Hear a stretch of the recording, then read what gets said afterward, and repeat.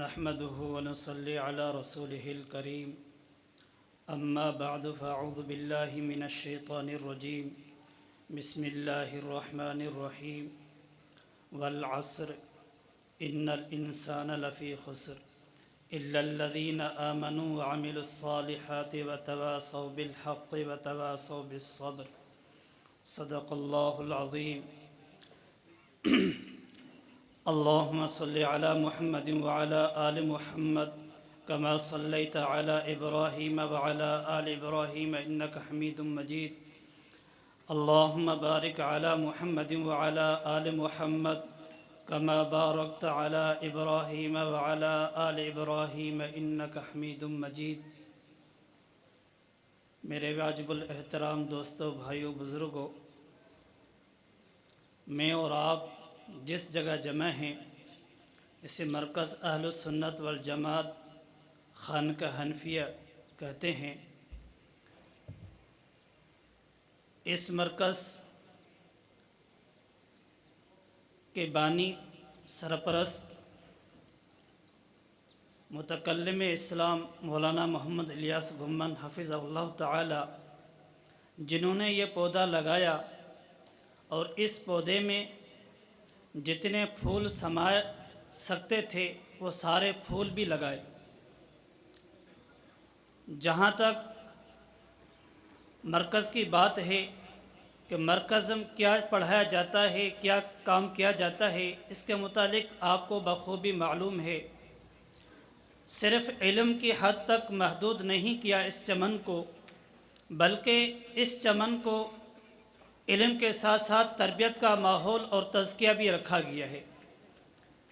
علم کی مثال ایسے ہے جیسے بہترین گاڑی ہو اور ڈرائیور نہ ہو، بہترین گاڑی ہو ڈرائیور نہ ہو، یا بہترین گاڑی ہو آگے اس کے لائٹیں نہ ہو، تو بتاؤ وہ سفر کیسے کر سکتی ہے؟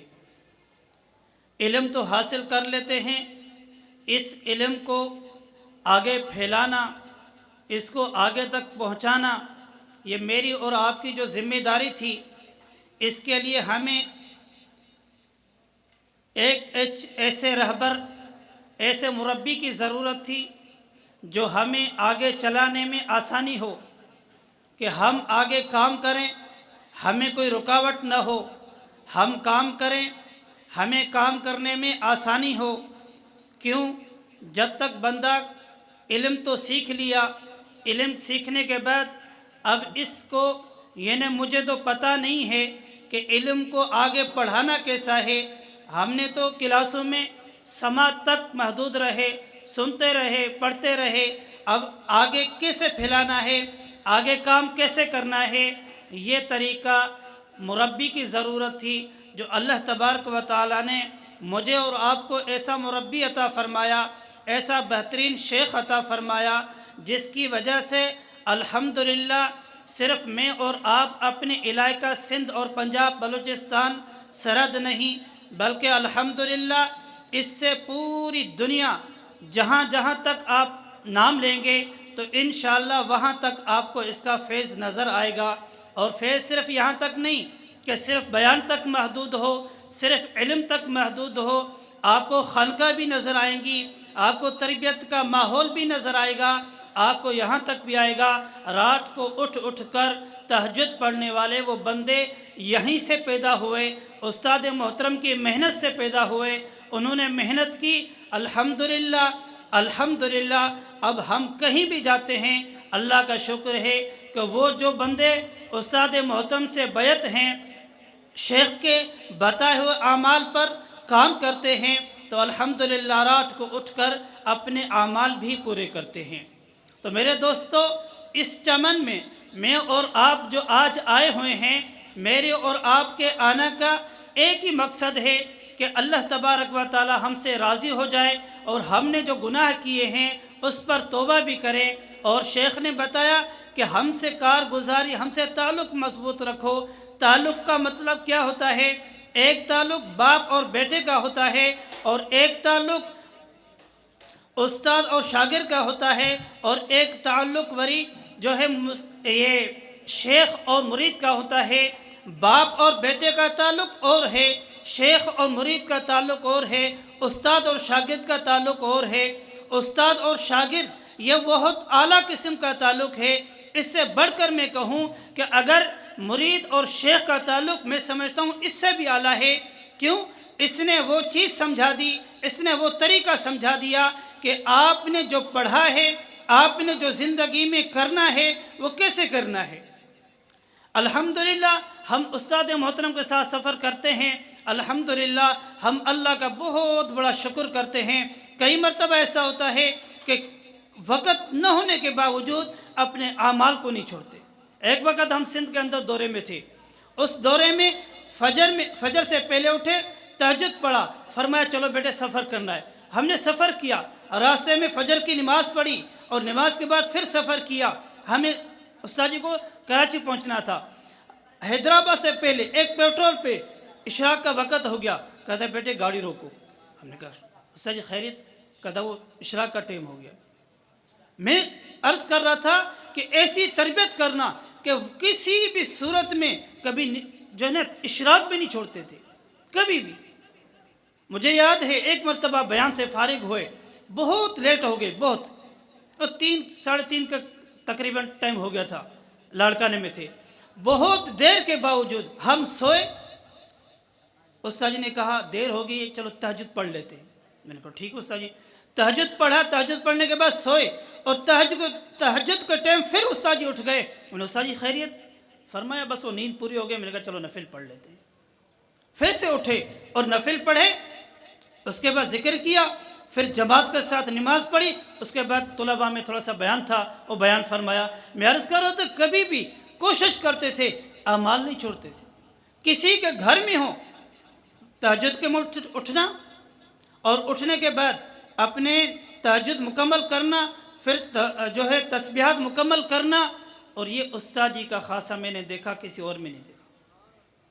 اب میں پوچھ رہا ہوں آپ سے، اگر ہم اور آپ کوشش کریں جیسے ہمارا اور آپ کا تعلق استاد جی کے ساتھ مضبوط ہوتا جائے گا تو اللہ تبارک و تعالیٰ مجھے اور آپ کو بھی ایسے ہی اللہ تبارک و تعالیٰ دولت نصیب کریں گے۔ میری اور آپ کی زبان، میری اور آپ کا دل ایسے پاک ہو جائے گا، میری اور آپ کی زبان انشاءاللہ اللہ کے نام سے تر ہو جائے گی۔ تو کسی شاعر نے کہا ہے نا، رٹیں گے ہم اگرچہ مطلب کچھ بھی نہ ہو، رٹیں گے ہم اگرچہ مطلب کچھ بھی نہ ہو، ہم تو تیرے نام کے عاشق ہیں مولا۔ یہ اللہ اللہ کرنا میرے اور آپ کے نصیب میں مل گیا ہے، میں اور آپ خوش نصیب ہیں۔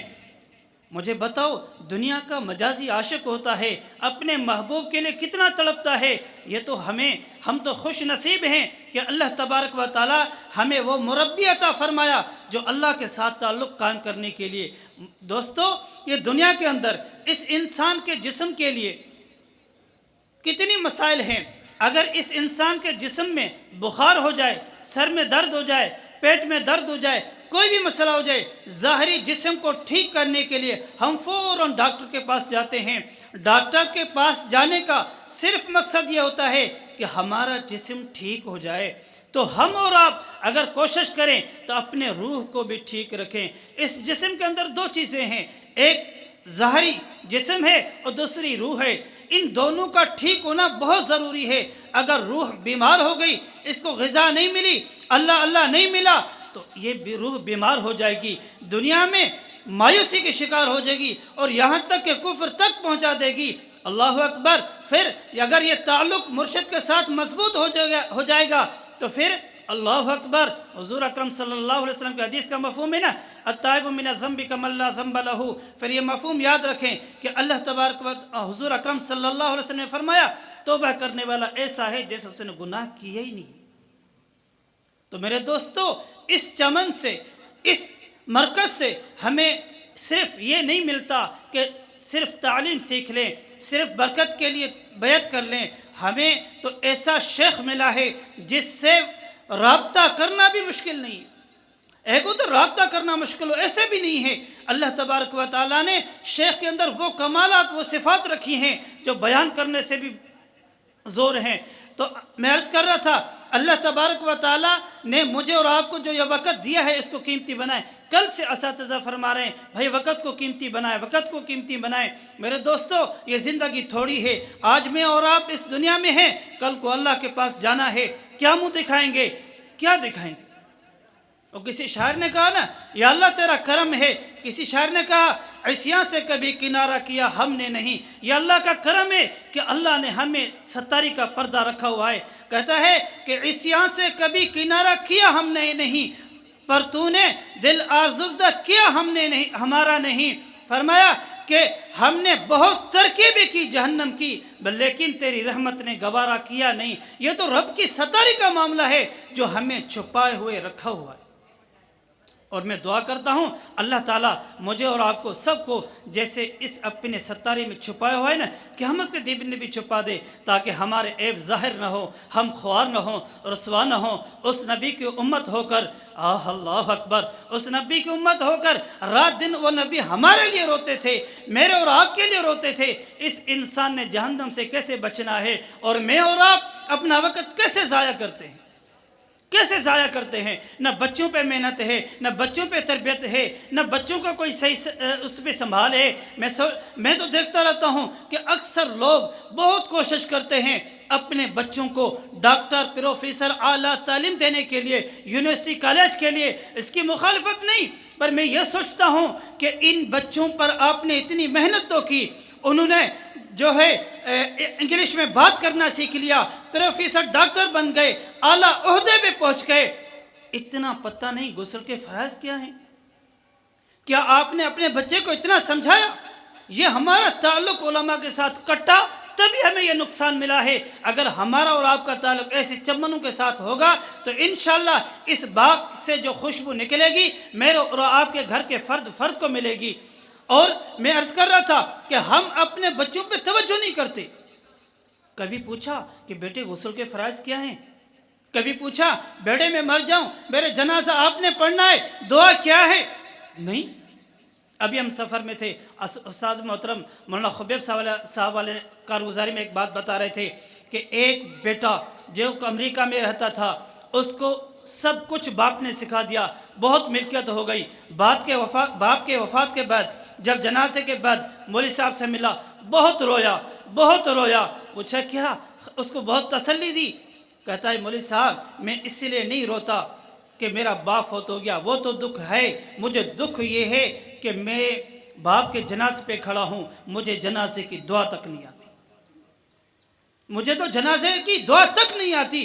میرے دوستو اللہ اکبر، میں ابھی کی بات کرتا ہوں. پچھلے ہفتے میں ہمارے یہاں ایک چھوٹے چھوٹے بچے آئے 11-12 سال کے. میں نے پوچھا بیٹے کلمہ تو سناؤ.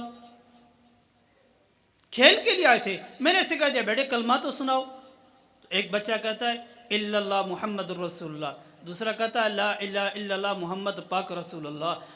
میرے دوستو میں آپ سے پوچھنا چاہتا ہوں اگر میں اور آپ علماء سے کٹیں گے تو ہمارے بچوں کا تو حال یہ بن جائے گا. آج یہاں تک پہنچے ہیں، کل کو اس سے اور آگے پہنچ جائیں گے. اس لیے میں عرض کروں گا اس چمن کے ساتھ ہم خود بھی لگیں، اپنے بچوں کو بھی لگائیں، کوشش کریں کہ ہم اپنے بچوں کی اچھی تربیت کر لیں. ایسے مربی مل گیا ہے، اس کے ہاتھ میں ہاتھ دے دیں کہ حضرت یہ ہمارے بچے ہیں، آپ ان کے لیے کیا مشورہ دیتے ہیں، ان کے لیے کیا کرنا چاہیے. میں اور آپ جب ایسے کوشش کریں گے تو انشاءاللہ یہ ہمارے بچے ہمارے جانے کے بعد صدقہ جاریہ بنیں گے. ورنہ یہ نہ ہو کہ ہم قبر میں ہوں کوئی ایصال ثواب کے لیے ہم ترستے ہوں، ہم قبر میں ہوں کوئی پوچھتا بھی نہ ہو، کوئی آ کر یہ بھی نہ پوچھتا ہو کیا حال ہے تمہارا، ہم اس وقت کیا جواب دیں گے. اس لیے میں عرض کروں گا کہ میں اور آپ کوشش کریں اس چمن کے ساتھ جڑ جائیں، اور استاد محترم ایسی شخصیت کے ساتھ ہمارا تعلق اور مضبوط ہو. اور کوشش کریں اپنے اعمال کا احوال اطلاع ضرور کریں، کوشش کریں اگر ہم سے کوئی کمی، اللہ اکبر یہ نہیں ہوتا. شیخ کا کام یہ نہیں ہے کہ اگر آپ نے کمی کر دی تو آپ کو ڈانٹے، خام کا کہہ دے اور آپ کو دور کر دے. نہیں، شیخ کا کام یہ ہوتا ہے کہ یہ میرا مرید کیسے ٹھیک ہو جائے گا. کیوں؟ یہ وہ اس نبی کا امتی ہے نا سارے. یہ شیخ بھی اس نبی کی امتی ہیں جس کو ہر وقت امت کی فکر ہوتی تھی، اور آخر وقت میں بھی امت کی فکر. رات کو کھڑے ہوتے پاؤں سوج جاتے تب بھی امت کی فکر، دنیا سے جا رہے ہیں تب بھی امت کی فکر. اس شیخ نے بھی امت کی فکر لگا کے رکھی ہے کہ ان لوگوں کو جہنم سے کیسے بچائیں۔ میں اور آپ کوشش کریں گے تو انشاءاللہ ہم اور آپ، اب مجھے اور آپ کو استاد محترم نے ایک کام دے دیا ہے، اس کام کو صحیح کرنے کی کوشش کریں۔ الحمدللہ ہمارے سندھ کے اندر بھی 4 خانقاہیں ہیں بڑی بڑی، جہاں پر ماشاءاللہ ہر مہینے ایک خانقاہ اجتماعات ہوتے ہیں، ان میں اعمال بھی ہوتے ہیں الحمدللہ۔ یاسین کے اہتمام ہے، واقعہ کا اہتمام ہے، ملک کا اہتمام ہے، یہ سارا فیض استاد محترم کا ہے، ان کی دعائیں ہیں، ان کی لگائے ہوئے پھول ہیں جو الحمدللہ کام کر رہے ہیں۔ بس میں بھی آپ سے اتنا عرض کروں گا، میں اور آپ کوشش کریں کہ اپنے وقت کو قیمتی بنائیں۔ یہ آج میں اور آپ اس دنیا پہ رہ رہے ہیں، یہ نہ ہو آنکھیں بند ہو جائے پھر ہم کہیں یقول یا لیتنی قدمت لحیاتی، کاش کہ ہم کچھ آگے بھیج کے آتے۔ اس وقت پتہ چلے گا جب ہم خدا کے سامنے کھڑے ہوں گے، اللہ پوچھے گا اے بندہ کیا کر کے آیا؟ اس وقت میں اور آپ پریشان ہوں گے، اب کیا کہیں، اب کیا کہیں؟ پھر کہیں گے یا اللہ ہمیں ایک موقع دیجئے، ہم بہت اچھے بن کے آئیں گے، ہم بڑے نیک بن کے آئیں گے۔ اب جانے کے بعد کوئی واپسی تو آیا نہیں۔ ہاں یہاں تو ہم نہیں، میں اور آپ مسلمانوں کا عقیدہ تھوڑی ہے عما یتساءلون عن النبأ العظیم، یہ ان کا عقیدہ تھا جو خدا کو نہیں مانتے تھے۔ اللہ نے فرمایا تم یہ کہتے ہو مرنے کے بعد کچھ نہیں ہوگا، یاد رکھنا کچھ ہونا ہے، جب وہاں آؤ گے تو پتہ چلے گا۔ میرے دوستو یہ وقت ملا ہے، اس کو قیمتی بنانا میری اور آپ کی ذمہ داری ہے۔ یہ نہ ہو کہ قیامت کے دن حضور کھڑے ہوں، حضور کے سامنے، حضور حوض کوثر پہ ہم جائیں، حضور منہ پھیر لیں کہ یہ تو میرا نہیں تھا، یہ نہیں کہیں یہ تو میرا تھا ہی نہیں، تو پھر کس کے سہارے جائیں گے؟ یہی تو سہارا ہے، یہی تو سہارا ہے کہ ان کی شفاعت، حضور کی شفاعت، نیک لوگوں کی شفاعت۔ ہمیں امید ہے کہ ہم اگر کوشش کریں گے تو انشاءاللہ نیک لوگوں میں سے اٹھیں گے، نیک لوگوں میں سے اٹھیں گے۔ یہ نہ ہو کہ قیامت کے دن جب ہم اٹھیں کہ ان کے یہاں دنیا میں تو ستاری کا پردہ اللہ نے ڈال دیا، ستاری کا پردہ ڈال دیا، ہم نے اس کا بھی غلط فائدہ اٹھایا، تو پھر آخر میں یہ نہ ہو ہم کسی اور کے ساتھ کھڑے۔ تو میرے دوستو ہم اپنی بھی کوشش کریں، اپنی بھی کوشش کریں، اپنے بچوں کی بھی کوشش کریں، ان کو حافظ بنائیں، عالم بنائیں۔ میں دوستوں سے عرض کرتا ہوں کم از کم اپنے بچوں میں سے ایک کو حافظ بنا دیں، ایک کو عالم بنا دیں۔ 3 بچے ہیں، ان 3 بچوں کو بٹھا کے کہہ دیں بیٹے اس نے حافظ بننا ہے، آپ دونوں نے اس کا خرچہ اپنے ذمہ زندگی پوری اپنے لینا ہے۔ یہ نہیں کہہ دیں پڑھائے گا تو کھائے گا، نہیں، کوئی یہ دنیا میں اصول ہے جو میرا نوکر بنتا ہے میں اس کو نہیں چھوڑتا، جو رب کے دین کی خدمت کر دیا رب کو اس کو چھوڑ دے، یہ ہو سکتا ہے؟ یہ نہیں ہو سکتا۔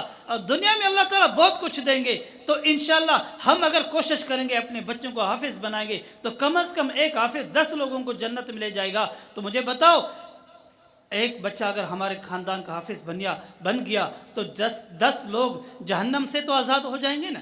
تو ایسے ہم کوشش کریں۔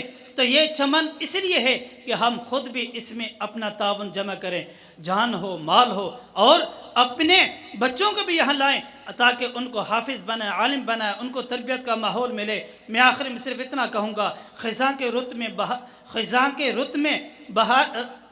رت میں گلاب لہجہ بنا کے رکھنا کمال یہ ہے۔ یہ ایسا حال، ایسا دور جہاں سے ہر جگہ سے فتنے ہی فتنے ہیں، اور استاد محترم نے ہمیں اس حال میں بھی نہیں چھوڑا، ہمیں تعلیم کا ماحول دیا، ہمیں تزکیہ کا ماحول دیا، ذکر اذکار کا ماحول دیا ہے، یہ سارے ماحول دیے ہیں جہاں پر گناہوں کی بچھاڑ لگی پڑی ہے۔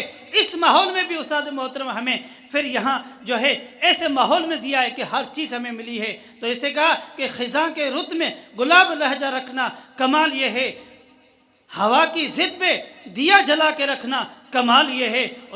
حالات کے باوجود استاد نے یہ دیا جلایا ہوا ہے۔ میں عرض کروں گا یہ شعر اس کے لیے، اور پھر فرمایا خیال اپنا، پسند اپنی، مزاج اپنا، کمال کیا ہے۔ ہم نے تو مزاج خیال سب کچھ اپنا بنا کے رکھے نا۔ ہاں کہتا ہے حال وہ اپنا بنا کے رکھنا، حال وہ اپنا بنا کے رکھنا کمال یہ ہے۔ جو یار چاہے وہ حال اپنا بنا کے رکھنا کمال یہ ہے۔ ہم کوشش کریں کہ اپنا حال وہ بنائیں جو استاد محترم نے ہمیں سمجھایا ہے۔ اللہ تبارک و تعالیٰ مجھے اور آپ کو آپ کے آنے کو قبول فرمائے، اور مجھے اور آپ کو شیخ کے ساتھ صحیح تعلق کی توفیق عطا فرمائے۔ وآخر دعوانا الحمدللہ رب العالمین۔